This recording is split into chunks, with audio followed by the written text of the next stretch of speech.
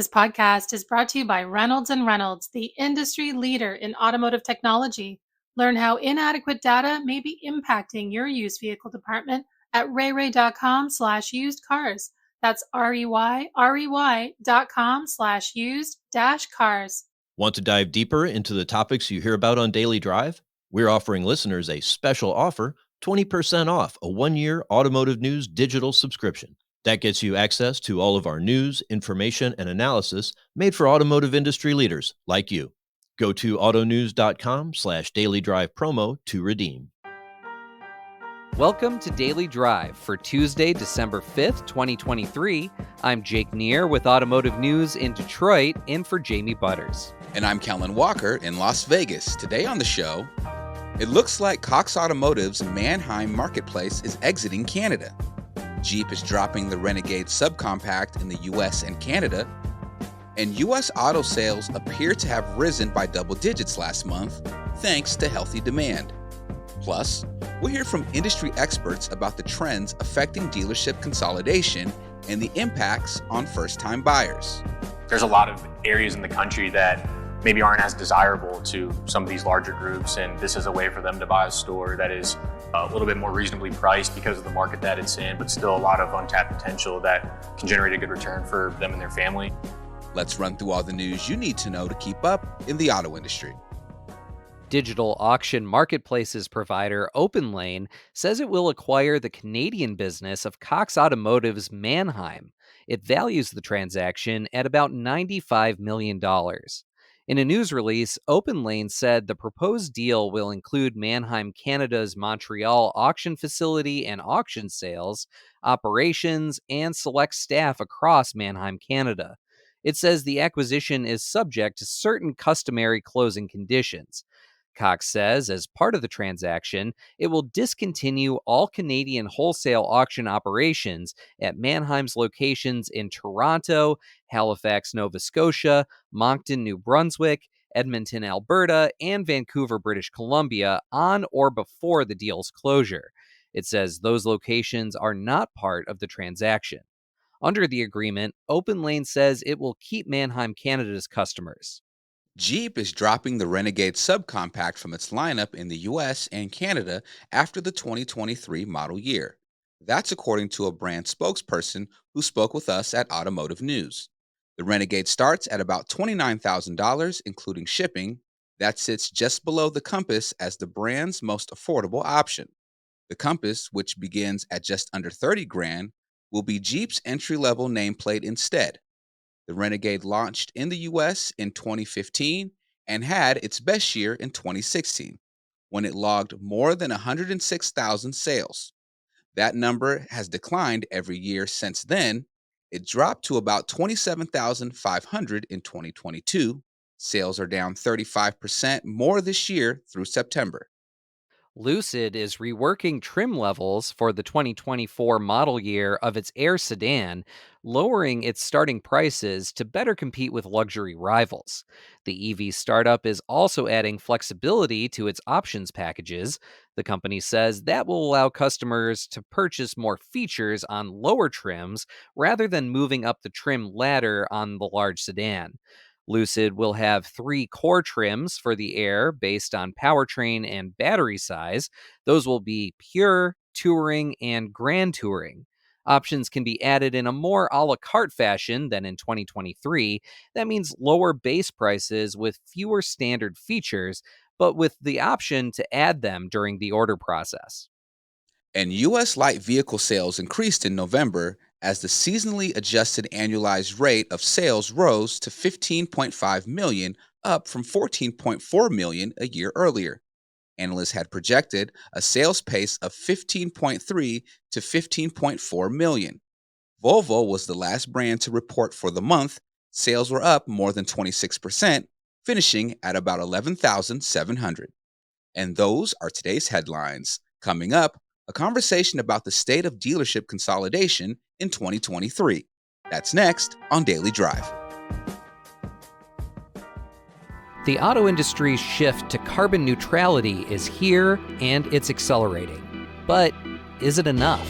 This is a moral imperative, an economic imperative, a moment of peril, but but also a moment of extraordinary possibilities. No more hesitancy, no more excuses, no more waiting for the others to move first. There is simply no more time for that. Driving to Zero is a new podcast series from Automotive News that looks at the auto industry's roadmap to carbon neutrality. We take a big picture look at the environmental, political, and social trends pushing the move toward a greener future. And we pull back the curtain on how these decisions are being made at the highest levels. I said, the headline that you need is GM believes in an all-electric future. And I think Dan Ammon and Mary Barra pretty much said the same thing, which is but we don't. Spoiler alert, they came around to that idea. Find out how and much more. I'm Jake Neer. Join me and Automotive News Executive Editor Jamie Butters on Driving to Zero, available now wherever you get your podcasts. Lack of inventory, increased auction fees, and a volatile market means stocking your lot can be challenging these days. To be successful, you have to move fast. You need to make decisions quickly at auction. You need to inspect trade-ins and decide on an offer that will benefit you without slowing down the sales process. You need to appraise and price vehicles with the most up-to-date information possible in a market that can change quickly. But the data you rely on to make these decisions could be holding you back. How often do you find yourself manually filtering through comps because there are outliers that don't match the vehicle you're appraising? When unexpected mechanical issues come up, how much time do you have to spend looking back through comps to reprice the vehicle and determine if the reconditioning costs are worth it? How long do you spend searching through individual auction and third-party websites for the inventory you need? These problems affect the entire used vehicle process, from acquisition to appraisal to merchandising. Visit rayray.com/usedcars to explore how old and irrelevant vehicle information may be holding you back and discover how to make improvements for faster, more accurate, and more profitable decisions. That's rey.com/used-cars.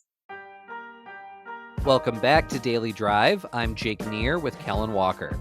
In the world of dealership consolidation, industry experts say first-time dealers entering the auto retail market have been hindered by expense, while growth for larger groups has been slowed a bit by the deal approval process. Our own Jamie Butters talked about that and other trends with experts during the Automotive News Retail Forum in Chicago.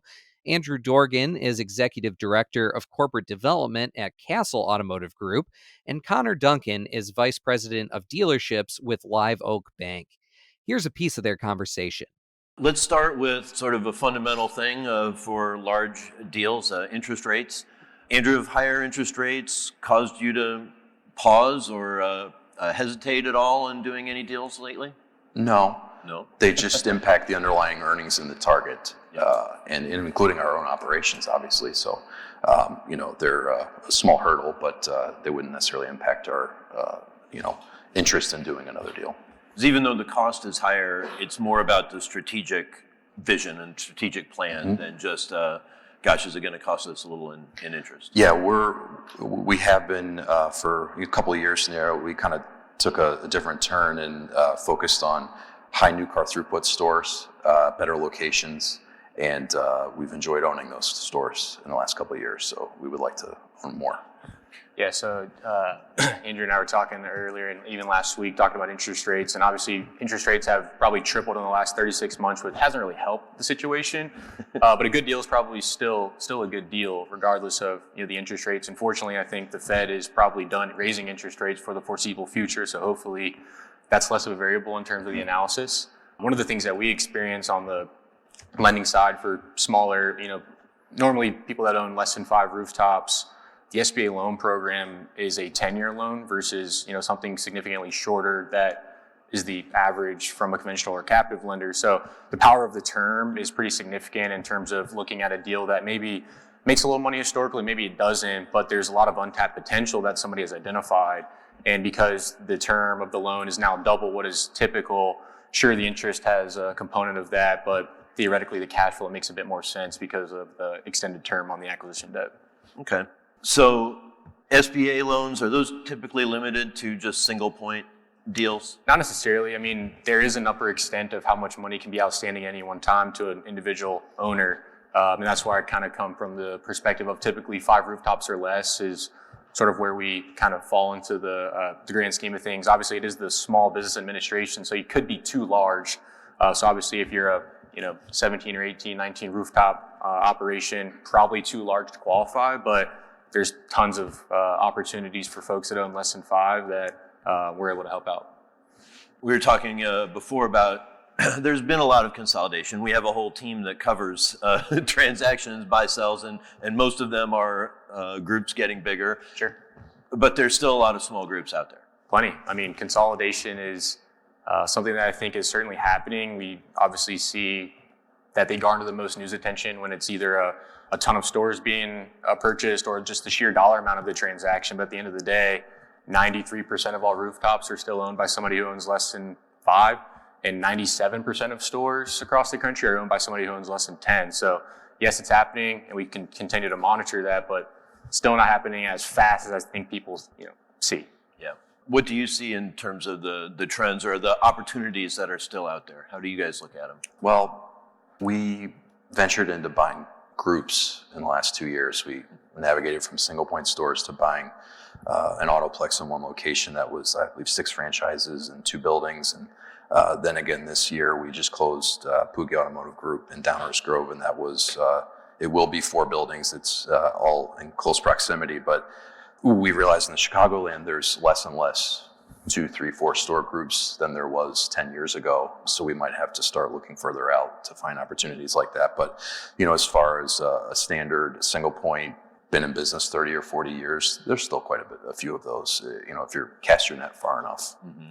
The other thing I would sorry, Jamie, the only thing I would say about the consolidation thing too is like a lot of these larger, either regional groups or certainly the publics, they have pockets of geography that they want to be in, right? And so typically they're consolidating in and around those larger metro areas, whereas, somebody that is trying to get their foot in the door or owns less than 5, like I keep saying, there's a lot of areas in the country that maybe aren't as desirable to some of these larger groups, and this is a way for them to buy a store that is a little bit more reasonably priced because of the market that it's in, but still a lot of untapped potential that can generate a good return for them and their family, and hopefully allow them to scale from 1 to multiple after that. I think you were just down at the NAMAD conference. We had a story out of there by Vince Bond talking about how a lot of folks trying to get their first store, they can find an opportunity, but it might not be where they live. It might not even be in the state, and they might have to really pack up their family. Mm-hmm. Do you see that a lot with first-time buyers? Yeah, almost all the time. I mean, it's rarely that the store you've been working in for a period of time is the one that you have a chance to purchase. Or a lot of the times we've got folks that are GMs for 10, 20, 30 years for a large group, or somebody like Castle Automotive that has now made that decision to go out on their own. So certainly we look at tons of situations where somebody has looked at 5 or 10 different opportunities before they find the one that is best fit for them and their family, and oftentimes they have to be willing to relocate to make that dream happen. Do you have any advice for them when they need to make a move like that? Tough for me to say from a lifestyle and family standpoint, right? You certainly want to check with your significant other and your spouse and make sure that if you have kids, obviously that's a huge factor. But from a financing standpoint, we just want to make sure that it's the best opportunity from cash flow standpoint, from return on investment. Obviously, stores are very, very expensive. Acquisition costs are high-end, and blue sky multiples are still near record. But really just want them to make the most informed decision from what purchase price have they negotiated relative to what amount of cash flow should that store generate to repay that loan, and ultimately the decision is theirs at that point. But yeah, relocation is a huge matter in that. Yeah, we talked to you about an example of something in like upstate New York in a smaller town. Like a lot of people don't want that especially if they're already super successful or entrenched somewhere else. But if your goal is to own a store, you got to start somewhere. Yeah, it's not always going to be the best opportunity, right? But the goal is never to own one, it's to own multiple. But if that's a way to get your foot in the door, sometimes that's something that you have to take into consideration. Whether you have a lot of money to put into a deal or not a lot of money to put into the deal, you're constrained by an upper limit of capital, right? And so sometimes having to move across the country or multiple states away just makes a lot of sense because of the return that you're going to get from that money. stores are expensive, right? And we can get into more of the debt to equity stuff like that. But yeah, relocation is certainly a big factor in all that. Andrew, sticking with geography, you were saying you guys are still really focused here in Chicagoland, Mm-hmm. but it's not an exclusivity thing. You're not really constrained to where you're just trying to build out for service department synergies or things like that. We get a lot of leads from Chicago, is probably more so than what we would, try to pull off. We are definitely interested in moving to different markets. Mainly Texas is something that we've decided to really take a hard look at. But, people know the name, a lot of common friends, attorneys, accountants, and we find ourselves, continuing to get a lot more Chicagoland leads, and I'm sure that will continue for, as long as we're in business. Yeah. What's attractive about Texas? A lot. Is it a different cycle, or is it just I feel like you guys have a lot of D3. There's a lot of D3 trucks sold in Texas, so that in that sense it seems very similar. So I discovered something online, and I think it just hit the news recently, which is in the year 2100, I know that's a while, the top 3 metro areas will not be New York, Chicago, and LA. I believe they will be Dallas, Houston, and Austin. Wow. But all of them in Texas. And, it's making a long-term view in business, it's kind of hard to not enjoy that ride if you're going to an area, retail, selling things locally, that population growth is that strong. Better climates, a lot of people moving around the country, good tax rates, more affordable. It seems to have a lot going for it. Yeah. 3 of the top 10 cities in America already. People forget San Antonio is as big as it is. Mm-hmm. So, okay, interesting. Demographic play. I get it. Yeah, and Chicagoland is a challenging market for some brands. It's frankly just over-dealered with some brands. And what we've seen is it didn't seem like the OEM added as many open points to that state. So the geography and the throughput's a little bit more advantageous down there. Andrew Dorgan is Executive Director of Corporate Development at Castle Automotive Group, and Connor Duncan is Vice President of Dealerships with Live Oak Bank. They spoke with our own Jamie Butters at the Automotive News Retail Forum in Chicago. We'll be hosting another retail forum event in February in Las Vegas ahead of the 2024 NADA show. You can register now at autonews.com under the Events and Awards tab. That's Daily Drive for today. I'm Jake Neer, in for Jamie Butters. And I'm Kellen Walker. Thanks to Automotive News journalists David Phillips, CJ Moore, Vince Bond Jr., Lawrence Iliff, and Paige Hodder for their reporting for today's podcast. You can get the latest news on retail, sales results, and everything happening in the auto industry at autonews.com. If you enjoy the podcast, remember to like, leave a review, and subscribe so you never miss an episode.